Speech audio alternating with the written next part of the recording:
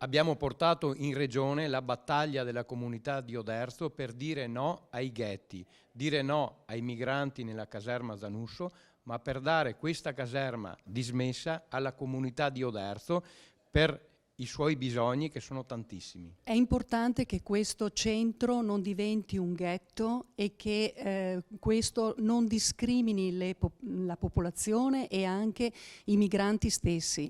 La popolazione è preoccupata per la sua sicurezza e quindi anche per la dignità dei migranti stessi. La preoccupazione dell'amministrazione naturalmente è per la sicurezza in generale dei cittadini, per il rimpallo negativo che avrebbe sull'economia della città e per la dispersione di un'area così importante per un progetto di economia per il futuro nostro. Abitando nella zona ho preoccupazione soprattutto dall'aspetto sociale, chi controlla questa invasione e soprattutto anche da un punto di vista economico.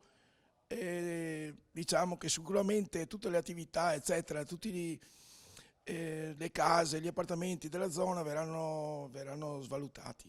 C'è già in giro questa voce. Cosa ci aspetta? Oderzo come colonia, 1000 migranti è lo stesso numero di quello che è successo a Capodanno a Colonia. L'antica Oderzo e tutto il comprensorio dell'Opitergino, che è notevole, non merita questo.